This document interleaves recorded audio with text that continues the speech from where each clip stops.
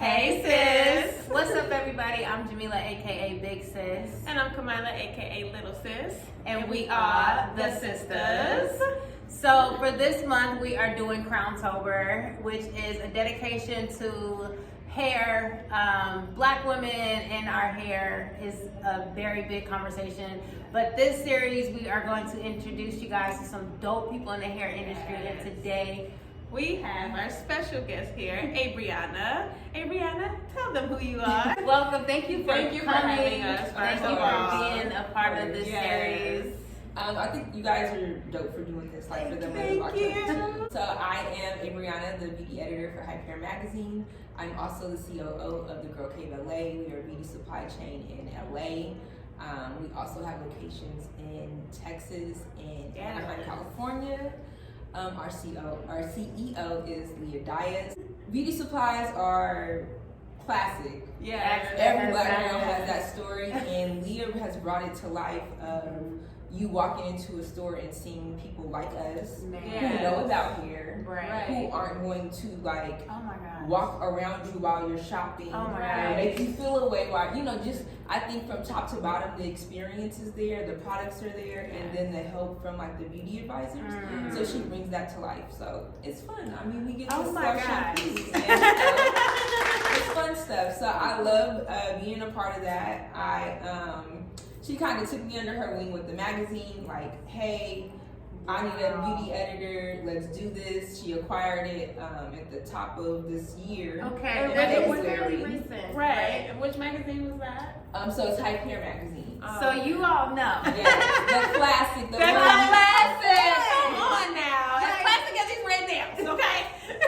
For real, like our aesthetic as black women, like Hype Hair I feel like it's done more for our culture than your typical like Essence magazines that definitely cater to a different demographic. But like where you see us in our most authentic expression of beauty, Hype Hair Magazine is that's like the inspiration. It's the inspiration. When you were like, hey, I want a new hairstyle, that's something you picked up. It was in every salon. So Leah has really taken that and shifted the direction of where it was going. Like I feel like we're a little more trendier now that she's taking ownership. Our covers are like lit.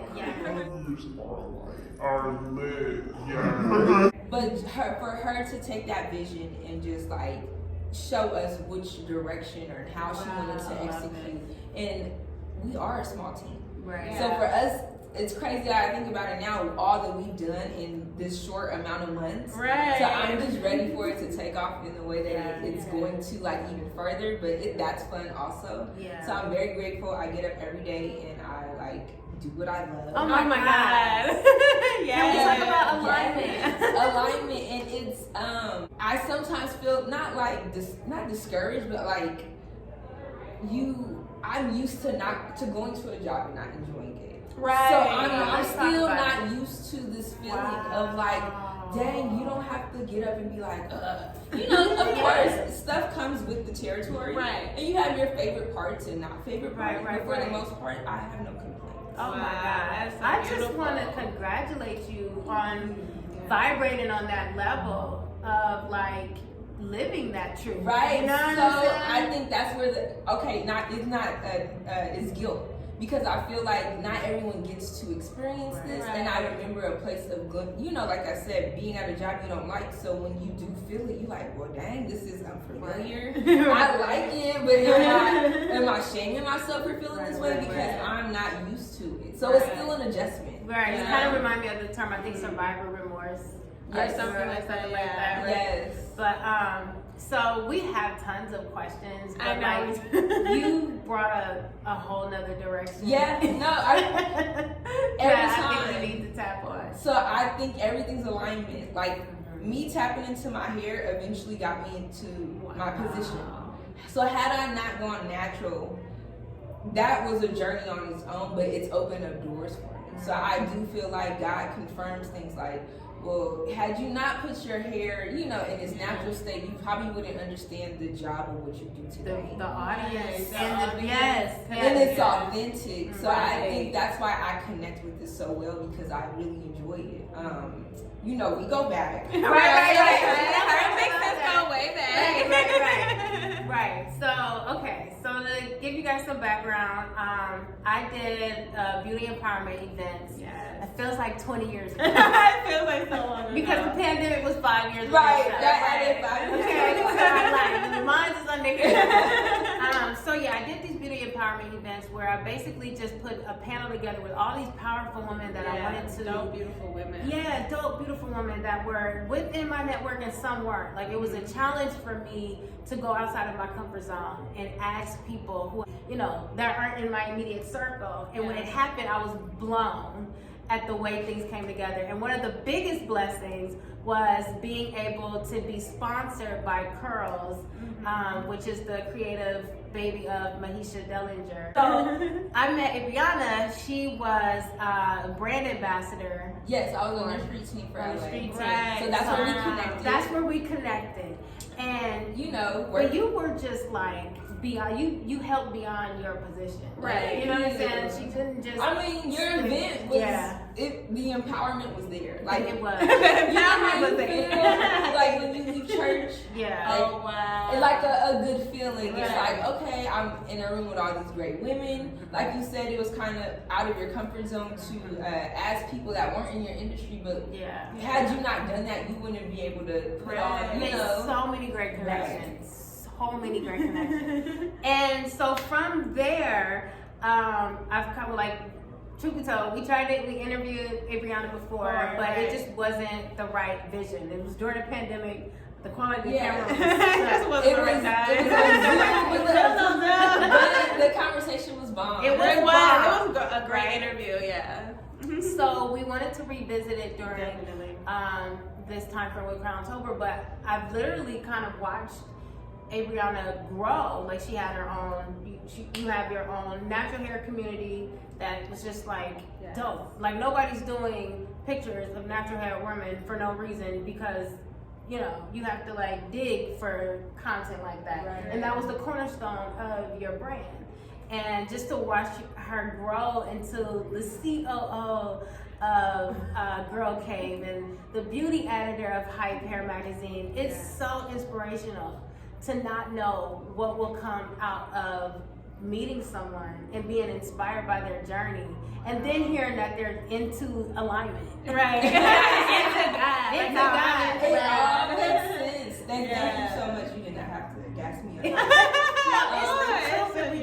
We have to do that. That's we love supporting people. I feel like but that's also what my sister does for me, which is why I've been able to be more comfortable with the blessings, which I think speaks to what we were saying earlier, feeling worthy. Because when you go out into other demographics, so many factors play into that too. Your childhood, girl, you know, other demographics, so they make you feel like, well, what y'all know about like royalty or feeling how you're supposed to. Right. So when you wake up every day and do things that you never thought you would, you be like, well, is it for me, but it's like that's an emotion I've never had to try to juggle with that.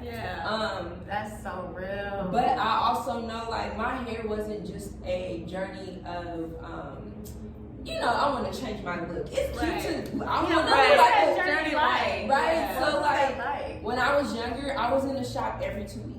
Right, faithfully, a silky press. I always had one, and I love silky. No, honey, they used to call me Silky Fine. Okay, like fried dye laid to the side. Right, you know, in every 2 weeks, but it wasn't a matter of like. It was deeper than hair. It was like I had a complex of when you put your hair in that ponytail after you know get a little frizzy or sweats out, you're not presentable. So you have to have your hair straight. Come on, let's talk about it. And my mom also, you know, she deep conditioned my hair at home and stuff, but she wasn't pressing my hair. It was easier for her to be like, girl, I'm dropping you off at the shop. Your hair's gonna be done. Right. From the looks of the curls. Right. Did you get charged extra? Girl. It's a lot, right? So that's another thing. She didn't want to have to do that either. Right. She's like, it's that's just labor. easier. Have them. That's what I was going through. Right. I was an unofficial beauty. By default. By default. Big but go ahead. So that was convenient for her. And then eventually, I think the first day of school for like 8th grade, my appointment wasn't until the next day, and I had an attitude. I was like, Mom, my hair's not done. This is the first day they're gonna see me, and they're gonna remember my hair and a ponytail like this, and just remember my hair. Right. The first thing they're gonna remember. And it wasn't right. It wasn't that deep, but it was. So you see how my mind like was set on that, right? And I think I just got to the point where I was like, my friend and I, Dominique, we both went natural around the same time and both got our cuts around the same time. But I remember my mom was having her wedding and she was like, well, what you gonna do with your hair? You know, like for the bridal party. And I was like, I don't want to put heat in it. Right. I think my only choice So wait, is, how old were you when this? So for me to just be like, I'm done, I think it was like, I haven't put heat in my hair in like 7 years. Oh my God. So for me to go to a girl who was at the shop every day to now, right. you know, What brought that on? I think just like feeling like I want to embrace my hair. Okay. I didn't know how. I didn't know the right products. Right. So a part of my brand was like, I want to give to people what I didn't have when I was younger. I didn't have a lot of curly friends because all of us was at the shop. Yeah. And I'm not against that. I just didn't know how to maintain it. And we did, and a lot of us didn't either. And then like our parents, and then like the older generations, you straighten your hair like it's presentable. Like, and I work in healthcare, so when I have my hair in a ponytail, the old folks be on me like, "Girl, you need to comb your hair." Right, that's the first thing as soon as I came to work with this, they said, yes, that's what I'm talking about. So it's like that, you know what I mean? It's the pressure of other people too. Right. So in that, I had to learn. It was a transitioning period. I wanted to embrace my curls, but I saw like my curls, and then I saw the damage that needed to be cut. That required a diva cut. That required a curly hair specialist doing me a favor and just getting rid of that dead weight on my head, but in my mind. Wow. It's all connected. And it's all like together. So you're not presentable while you're in your transition period with your hair. You gotta look in the mirror and be like, girl, this is you. This is you. And you just better accept it. Like, you ain't got no choice. What else you gonna do? This is what God gave you. What can you do about it? So that was part of it. And then having that mentality where it's like, I gotta accept myself first in order for others to accept me. Right. And it shouldn't matter that the pressure of others is like, you know, ooh, box braids don't look cute with the at a job interview. Right? Oh, You yeah. know, stuff Oh, like yeah. that. Yeah. People For the just being longest. that standard. So I had to tell myself like, this is okay. Like, you're gonna have to learn who you are with your hair. Yeah. And I think from there it just took off of like, you know, so much self-love I endured. See, sounds like you.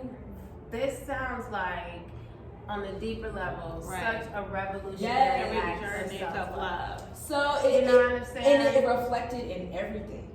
So I say that all to say, like I said, I had to be, you know, go to a natural state before I could. I don't think I would have appreciated other things in life that had come had I not like tapped into who I was. Wow. And it's crazy too because around that time, I think I first moved out.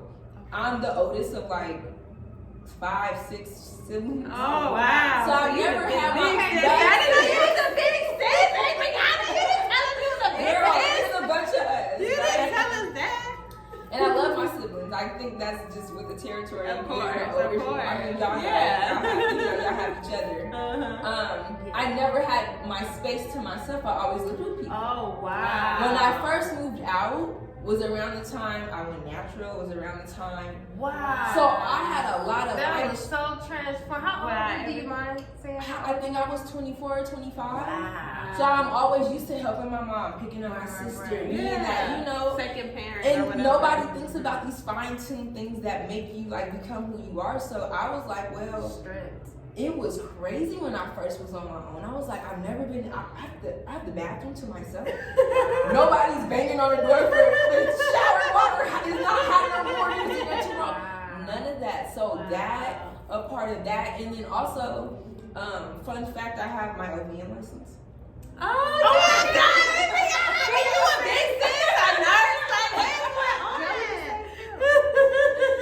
So at the time mine was at working at an eating disorder clinic. Oh wow. Okay. And the clients there, dealt with trauma and it opened my eyes to so much. So I'm now by myself managing life. Don't know what my hair doing, but I'm just sticking with it. I'm trying to find the products that I want. All these things. That's a journey. That's a journey within itself. And then I'm here with these girls, and I see a glimpse of their life. I'm here to help them. Right. And I'm trying to understand why they, what their triggers are, and why they react to certain things a certain way. Whole time, I'm just a piece of the puzzle. So me being able to, that job broadened my horizon to therapy, to tapping into how I felt, to kind of comfort me during this journey. Wow, look at God. So I needed to experience that. Put you where you needed to be at that time. And then when you're in it, you're like, well, dang, I don't know why I'm experiencing this. Right. This feels tough. Why am I enduring this? But it's really preparing you for later. So even in tough times, you gotta stick things out. Show up. Even when you feel like I'm tired, I'm, not worthy. All those things play a factor into that. Wow. So that's why my work with Naturally Me is like, that's me. Because I'm giving y'all products and I'm not stingy. Like, I want y'all to leave with full size products. The swag I still got some pearls. Like, but the swag, like the grace, the generosity. But then just like I said again, now I really understand who you were at that time. Like, I didn't really know you, but it takes a certain type of character to show up at an event and help outside of your, you know what I'm saying, just energetically, like, it's fun. It's not, I don't want nothing from it but to offer myself. You know what I mean? Everybody don't right. They're not, they haven't done that work where they can show up in a space like that. But hearing your story makes so much sense. Girl, it's every piece of you that plays into like what you like to do. So like curls was a perfect stepping stone. Like it showed me the model of like, okay, this is a brand and this is how we want to reach out, and it exposed me to you. It exposed me to I am so grateful for the time that I was with that team because it expanded the way I think. What else was the opportunities that came to me and how to execute. So from there, I kind of took that with my stuff and like, I'm giving you samples. I want you to hear from not just me, but other curly girls. I want you to have an experience when that's why like with the pandemic, it's been so hard because I want us to be safe. Community. And I feel like I get on the internet, on social media. I'm a social person. I want to interact with y'all on a different level. And I can't do that online. Right. I can, but I can't like show you the product, feel it. Hey, let's talk about this experience. And then like hair is always the connecting piece. So now anytime I see somebody, I'm like, girl, and then it kind of just segue like, we sell this at the Girl Cave. Right. I have an article about this that I wrote. It's the full circle for me. So if it ain't got on my side, I don't know what it is. That's what we're talking about. Now that's why. And that's Haces TV. But for real, like at the end of the day, that is the synergy of what we ultimately want to bring to the table. Like, we can talk as sisters, but we are very much so about having those moments and sharing those moments where it's nothing but God. Yeah. It's No, that's the nothing but answer. God. That's why if anyone ever questioned it, that's all I can tell you. But So that's gonna lead you to your own experience, but at the end of the day, that's my answer. That's for everything. So it's like, and when I feel discouraged or when I feel those unworthiness or anything negative, I remind myself that God didn't put me through all of what I went through. Right. To not experience this the way that I'm supposed to. So the title required me to have, the ups and downs of all that. So like I was saying, I was at my nursing job and I was fulfilled, but I wasn't like, I know, honey. it was something missing. Girl, I know. And I was like, I'm doing what I'm young. I'm like, I think I got my license at 21. Oh, All through my 20s, I've done every specialty of nursing. I have done it. Wow. So I got to a point where I was like, I like this and I feel like I'm making a difference, but it's not like It's not feeding me the way I want to. Right. I'm like getting up. What did you do to get to? So, I at the time I feel like I needed a way out when I was just fed up. So my father at the time had his own trucking business, and I know nothing about it. But he was like, "Come work for me." You know, like I'm able to do all this X, Y, and Z. Like, you know, presenting me with this, and I'm like, okay. Like, I'm like, look, I'm young. I'm still in my mid 20s. I want a way out. I want to change because I feel like something's missing. I'm gonna go. You know, work yes. for me. I'm gonna say yes. I looked past that and I was like, you know, why would he ask me to do this At this time? You know what I mean? It's perfect. It's my way out. I'm leaving. I'm out of here. I'm not fed. Right. I'm hungry. Right. And he's presenting me this thing where I'm thinking like, oh, this sounds like this is it works out for me, so I'm going to. But mind you, I've gone through this like exposure to therapy thing with this job. So now I'm tapped into who I am. I know how to express myself. I know how to stand up for me now. Right. And I needed that for embarking on him. Wow. So of course I already don't like trucking, so I'm not into it. But I'm gonna do this because you're my parent, so I'm gonna help you. And you know, we don't see eye to eye. That is his business. But it surpassed like bad. Like it just was a toxic work. So it's a toxic work environment. And then there's one thing to have a boss, but then there's one thing to have your dad. A trauma parent. A trauma parent that I'm already trying to repair a relationship with.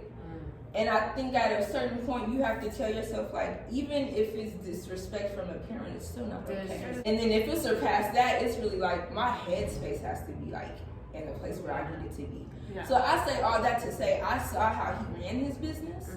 And he gets up every day and goes to work. I'm not putting that past him. But the way and structure of his business was something I was like, when you do get in business, don't do that. That's what it taught me. Because I always question myself, why am I waking up every day going to this job? You know, like I was trying to figure it out. This is my boss, but it's also my dad. So it's kind of like a weird situation. That's what your lesson was. So I merged from LVN to go work for him and kind of circle back to the pandemic. The Girl Cave was one of the only locations open. Wow. So around this time, I just left my dad's job. I needed somewhere else. You know, I hit up Leah. And fun fact, Leah, every event for Naturally Me, she has been a vendor. So I've maintained a relationship with her. Thank you. Super dope. And I'm like I said, I'm sad that I can't throw one right now. And when I do it, I want it to elevate every time. So I need to do it correctly. So that's why a lot of times if you don't see it coming from me, like it's just me. But also like I want it to be better each time. So if it take me 2 years to plan it, that's okay. That's real. Because I want to execute it correctly. Are you a Virgo? I'm a perfectionist. Oh, okay. And I be in my head all the time. You are a Virgo? I am. Look at that. That's one of her So gifts. you under? Yeah, I get it. Her son's a Virgo, and we have yeah. cousins that are Virgo. We just, Yeah. I'm not pumping Virgos up because I'm one. I think we're just so dope. I love Virgos. I do. They're one of my favorite. Well, Beyonce's Virgo. I mean, there you have it. That's reason enough. No, but So the Girl Cave really saved my life. Like, wow. And at the that's why I time. ran into you. I didn't even know you were going to be there. Yes. I was looking for some hair to braid her hair. Oh, yeah. And we went to the Girl Cave, and I was like, you were at the event. And That's how we this reconnected. was pandemic. It wasn't we had my last pandemic. I didn't recognize you. Yeah. Right. So that's what I'm saying. Okay, so it's a segue.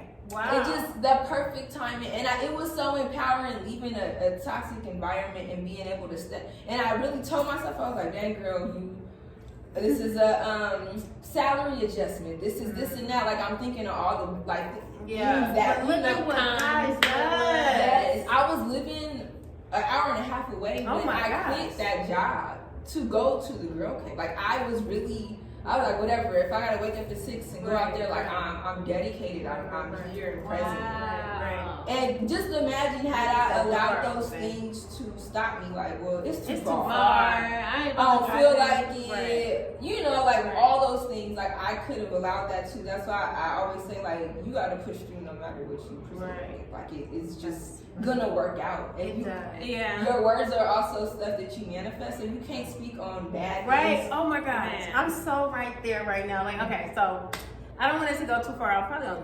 I'm sorry. No, it's totally okay.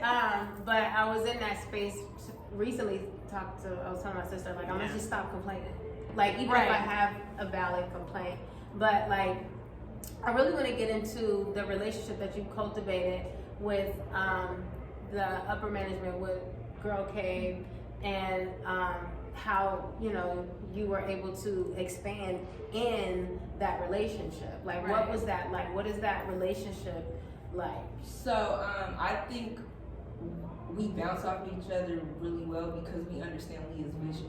Okay. So, and it works out because Ashley is our other like leadership member. Okay. So whatever our strengths are, we kind of complement each other on what needs to be done. And we're not really like I have a position of a COO, but whatever the task list is, I'm not above anything to do. Okay. So sometimes Leah don't like me doing it, but you'll see me in store. Like, I will work behind the counter if it's a need for me to be there. Right. If I need to go pick up bread in here, I'm doing, like, you know what I mean? Like, everything is just like what needs to be done, knock it out. Get it done. We have so much on our plate.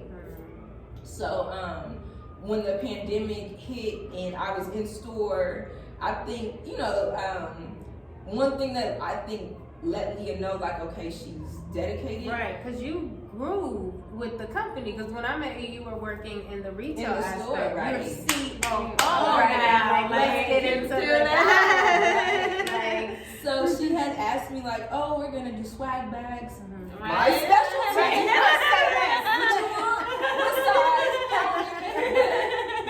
She's like, I need some, you know, donations. I was like, let me. And this is just me off of the grace of God and naturally me. I mean, of course, I said it's a Girl Cave LA thing, but I prepared and knew how to do this because of naturally me.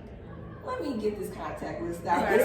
All these people that I know mess with me. Wow. They go, when I say Girl Cave LA, they're gonna send me something. Yes. I love that part. Okay, so 2 weeks later, her back office is full of samples. And she's like, so why are you just in store again? Like, what are we doing? Come on now.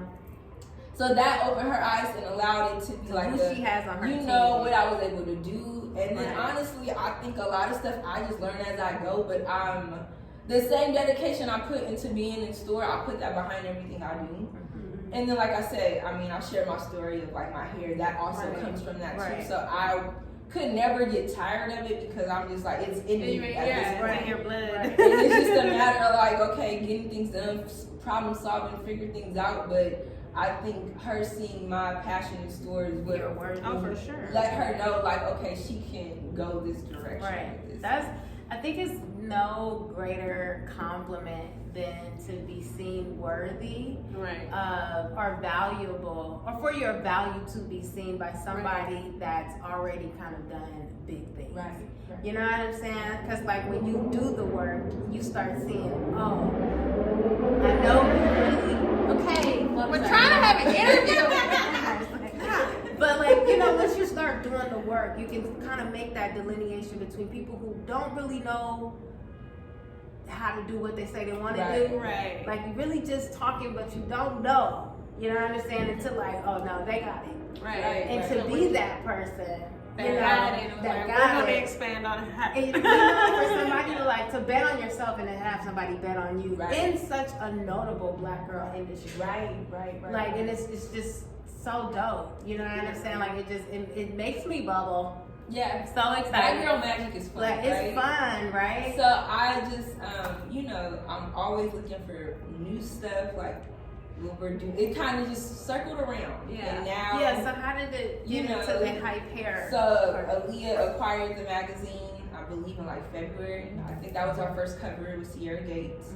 And you know, besides the magazine, she's a businesswoman for the Girl Cave. She has like a Juice It Up at USC. She does real estate, and then also she was on Married to Medicine. Right. So she already has a lot of notable things on her own, and when she bought the magazine, she's well connected. And then the covers have been speaking for themselves. I mean, like, come on.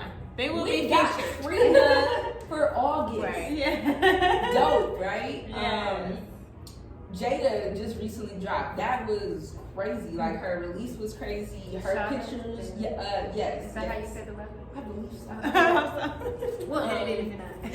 But, It's right, top bar. right. It's coming off top. Yeah. So I just am excited to be a part of it and see what comes next from it. But I'm so a firm exciting. believer of everyone has a purpose, and you step into it in ways that you don't know. Yeah. So I always look back, and you know how people say like, oh, if you were your 20-year-old self, what advice would you give? to not change nothing. Right. And, I've changed one thing. You might change a couple of things, but I shouldn't have gotten that. Anyway, go ahead. No. I hear you. What if I was still a straight girl? Like, with my hair. Right. I don't think I would have endured the things I needed to. Yeah, no. Had I not decided to do this, it was meant for me to Yeah. step into the things that I did. So that's why I say I don't change anything. Right. Of course, I get it. I'm wiser now. Yeah. But it took me some getting used to of my life in order to kind of just bring it to one. And I'm still evolving. Right. I'm still evolving, and I'm sure in 5 years, not that I'll be a different person, but I'll definitely be somebody who I can look back on and give more wisdom to. Right. Well, speaking of 5 years, where what do you have a vision outside of just growing? Because sometimes people be like, we have that 5-year question. And sometimes I don't know. no. You know what I'm saying? I didn't know it was gonna be in a pandemic. Yeah, I didn't know. And then the 5th year, when y'all was asking me, I was sat down. Especially through the pandemic, we don't know how the future is going to be, and sometimes we talk and we don't know what to ask for sometimes, or I just want to feel like this guy. Right, and now we're focused on how we want to feel, because I'm I don't even know if the internet's going to be around by the time, So and I guess the pandemic taught me I have to not. I'm a planner. I'm a Virgo. Right. I'll set up a year plan. Right. That's not always set in stone. Right. So don't. And I was one person who would be disappointed if I planned something out and it didn't go according to plan. But you have to remind yourself it's always according. it's always life turns. twists, nothing's planned. To just go with it though, you have to embrace life as it comes. You can't really be set on stuff. I think that's very revealing for you as a Virgo. For real. That's a big statement. That's a huge statement. You just gotta rock with it. She has learned. And it increased a lot of stress. Right. But I do. So I would love a naturally neat headquarters. Okay. So and I say headquarters because it would expand past of course I'm gonna sell products, but also a space for events, a space to be. I love it. To throw those things. That way I won't have anything stopping me from being able to do that. Also a warehouse of free products because we are in the product section. That was the inspiration behind my swag bags. I want people to be able to try things and not have to waste money on them. Let me gift you with these. Yeah. Things I didn't have when I was younger, didn't know what to do, or even discussions, myths to break. Because a lot of times when you're younger, people tell you things about your hair or how to maintain it that's not really real. That's so true. I remember my mom used to always tell me, "Oh, water's bad for your hair. Don't put water in your hair." Wow. Girl, right now I am putting a product in my hair and water in my hair. Okay. So we're in this series. My sister and I are both going to talk about our own individual journey. And you touched on so many things. I think when people see me with my hair, especially I'm so under weaves that it's not even funny. But I wore my hair natural for over 13 years, and I've had 4C texture, and it was during a time where there was not a brand out for black hair. Yeah. So it was a very spiritual journey, and I think I got to the point where now I can wear different styles because it's an extension of an expression for me. I'm not hiding because I fell in love with my hair after being teased and all of that. But the myths and finding out like that, it's so embedded in our culture. Oh yeah, that's why it's needed. We have to sit down and like this, and that is a part of like I feel like trauma also that we've endured. Oh my God. I remember going to the shop and they washing my hair with like Dawn dish soap. Been there. So much, so fake, so dry, so drying. So stripped my whole scalp. Also, there's a commercial and they like use it on the duck to get the grease. The oil grease, the car grease. So they not.